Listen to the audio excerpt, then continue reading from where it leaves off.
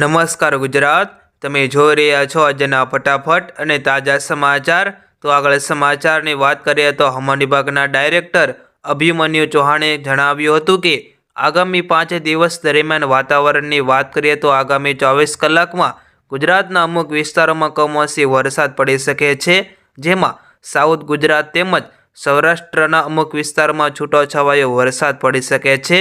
જ્યારે તે બાદના 24 કલાકની વાત કરીએ તો વાતાવરણ સૂકું રહેશે, તેમજ દરેક જિલ્લાની વાત કરીએ તો નર્મદા, સુરત, તાપી, નવસારી, ડાંગ, વલસાડ, દમણ, દાદરા નગર હવેલી, સૌરાષ્ટ્ર અને ભાવનગરમાં છૂટોછવાયો વરસાદ છે તે આગામી 24 કલાકમાં પડી શકે છે। જ્યારે 2 દિવસ બાદ ઠંડીના ચમકારામાં પણ વધારો જોવા મળી શકે છે। જ્યારે ઉત્તરાયણની વાત કરીએ તો ઉત્તરાયણમાં પણ પવનો ફૂંકાઈ શકે છે।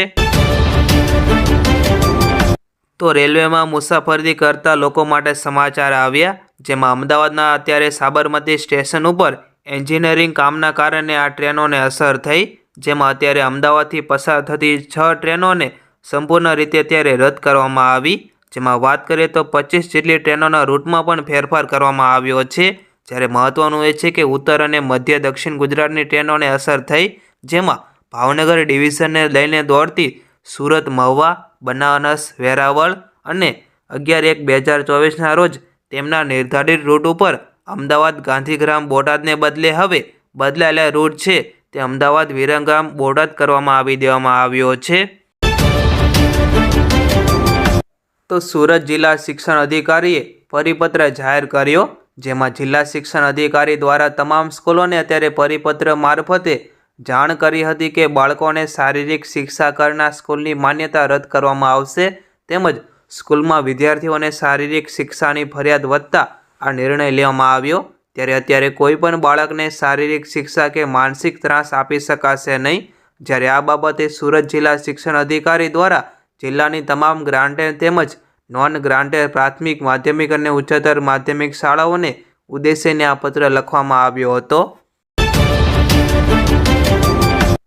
તો આજથી 12 જાન્યુઆરી સુધી ગુજરાત ગ્લોબલ સમિટનું આયોજન કરવામાં આવ્યું છે। ત્યારે અત્યારે આ ગ્લોબલ સમિટમાં ભાગ લેવા માટે મોદી પણ 2 દિવસ પહેલાં આવી ગયા છે ગુજરાતમાં, તેમજ ગઈકાલે યુએના રાષ્ટ્રપતિ પણ ગુજરાતના મુલાકાતે આવ્યા, જેમાં આપણા પીએમ મોદી તેમને અમદાવાદ એરપોર્ટ ઉપર લેવા માટે પહોંચી ગયા હતા, જેઓએ યુએના રાષ્ટ્રપતિનું ઉષ્માભેર પણ સ્વાગત પણ કર્યું હતું। ત્યારે આ પ્રસંગે વિદેશ મંત્રી એસ જયશંકર પણ ગઈકાલે ઉપસ્થિત રહ્યા હતા, જેમાં અલ નહાન અને પીએમ મોદીનો જર્મન શો પણ યોજાયો હતો, જેમાં અત્યારે બંને લોકોને દેશના નેતાઓને વધાવવામાં પણ આવ્યા હતા।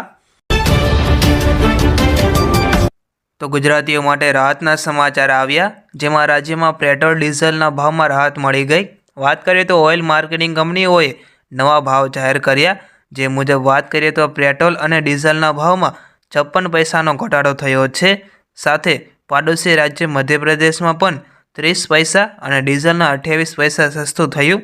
જોકે મહારાષ્ટ્રમાં પેટ્રોલ ડીઝલના ભાવમાં 52 પૈસાનો વધારો થયો છે।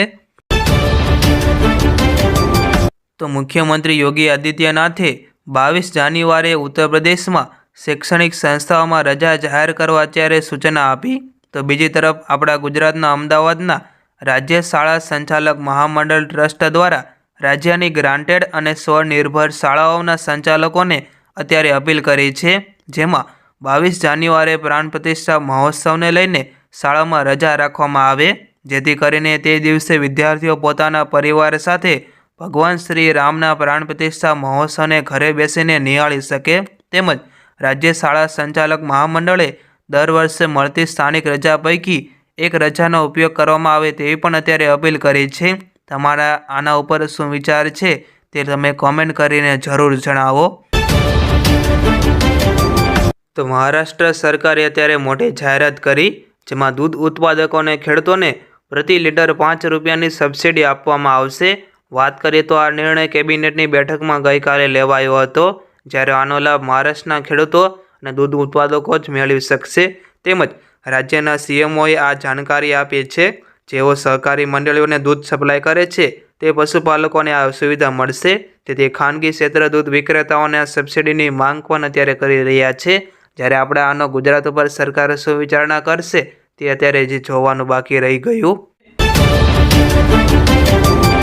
તો રાજ્યમાં અત્યારે પ્રતિબંધિત ચાઇનીઝ દોરીના કારણે દર વર્ષે અનેક લોકો પોતાનો જીવ ગુમાવે છે અને આમ છતાં ઉત્તરાયણ નજીક આવતા રાજ્યમાં ચાઇનીઝ દોરીનું ગેરકાયદે ક્યાંક ને ક્યાંક વેચાણ થતું હોય છે।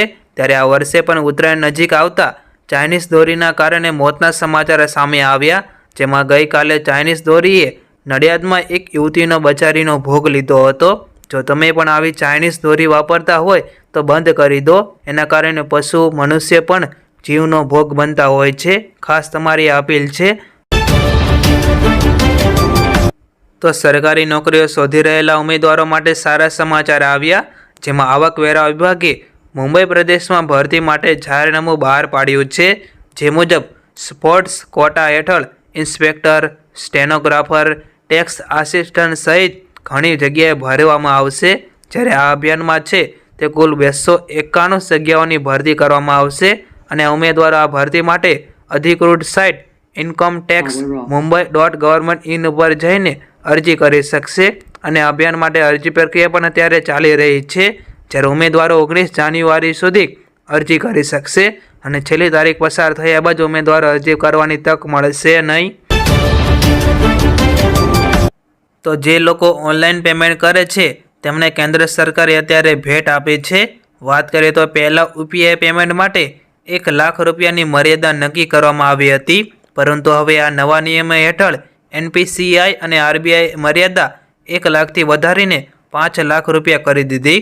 જોકે આ સુવિધા માત્ર હોસ્પિટલો અને શૈક્ષણિક સંસ્થાઓ સાથેના ટ્રાન્ઝેક્શનમાં જ મળશે અને આ સુવિધા યુપીઆઈ પેમેન્ટ એપ યુઝર્સ માટે 10 જાન્યુઆરીથી શરૂ કરવામાં આવશે અને આ માટે એનપીસીઆઈ બેન્કો અને પેમેન્ટ સર્વિસ પ્રોવાઇડર્સને એડવાઇઝરી પણ જારી કરી છે। તો કપાસના ટેકાના ભાવે ખરીદી અંગે મહત્વની જાહેરાત કરવામાં આવી, જેમાં વાત કરીએ તો અત્યારે કપાસના લઘુત્તમ ટેકાના ભાવ છે તે એમએસપી હેઠળ કપાસની ખરીદી કામગીરી હાથ ધરવા માટે કોટન કોર્પોરેશન ઓફ ઇન્ડિયા એટલે કે સીસીઆઈ કેન્દ્રીય નોડલ એજન્સી હોવાને કારણે અમદાવાદ અને રાજકોટ શાખાના અધિકારી ક્ષેત્રમાં ગુજરાત રાજ્યમાં 30 ખરીદ કેન્દ્રો ખોલાયા છે। વાત કરીએ તો ગુણવત્તા મુજબ ન્યૂનતમ ટેકાના દરે નજીકના ખરીદ કેન્દ્રો વગેરે વિશેની વધુ વિગત માટે ખેડૂતો કોટન કોર્પોરેશન ઓફ ઇન્ડિયા જઈને વેબસાઇટ જોઈ શકે છે। વધુમાં વાત કરીએ તો સીસીઆઈ લઘુત્તમ ટેકાના ભાવ પર ખેડૂતો દ્વારા લેવાયેલ કપાસની ખરીદી માટે તમામ ખરીદ કેન્દ્રો ઉપર હાજર રહેશે અને ધ્યાનમાં રાખીએ તો ભારતીય કપાસ નિગમે કપાસના તમામ ખેડૂતોને વહેલી તકે સીસીઆઈ નજીકના ખરીદ કેન્દ્રો ઉપર પોતાની નોંધણી કરાવવા માટે અપીલ કરી છે। વધુમાં ખેડૂતોએ કોઈપણ સમયે ગભરાટની સ્થિતિમાં ન રહેવા વિનંતી પણ કરવામાં આવી છે।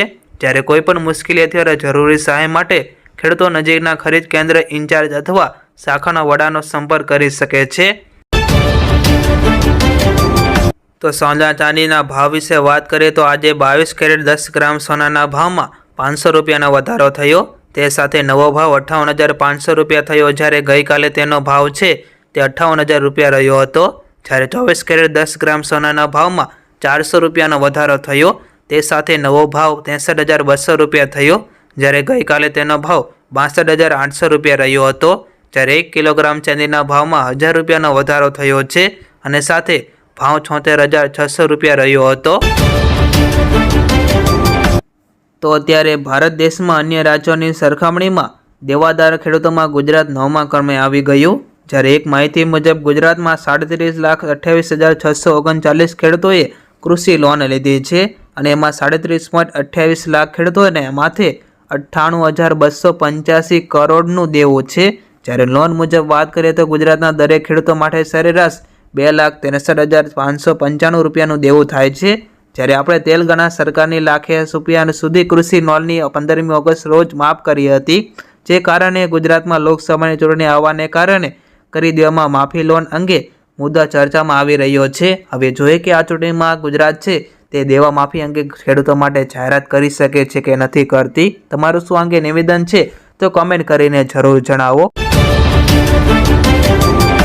બીજા સમાચારની વાત કરીએ તો અમદાવાદ ખાતે આંતરરાષ્ટ્રીય પતંગ મહોત્સવ 2024 પ્રારંભ થયો, જેમાં ઉત્તરાયણ પહેલાં છેલ્લી રજા હોવાથી પતંગ રસિકોએ અત્યારે ખરીદી માટે ભારે ભીડ કરી, જેમાં અત્યારે પતંગના ભાવમાં ગત વર્ષની તુલનામાં 25 થી 30% વધારો જોવા મળ્યો। જેમાં ગત વર્ષે 1 કોડીના 80 થી 90 રૂપિયાની સરખામણીએ આ વર્ષે 150 રૂપિયા થયા। તેમજ આ ભાવ વધવાની શક્યતા એક સપ્તાહ અગાઉ પતંગ રસિકોએ ખરીદી શરૂ કરી દીધી હતી, જેમાં અત્યારે વાત કરીએ તો સફેદ ચીલ, ડિઝાઇનવાળી ચીલ, મોટા પતંગ પણ અત્યારે આકર્ષણના કેન્દ્ર પણ બની રહ્યા છે।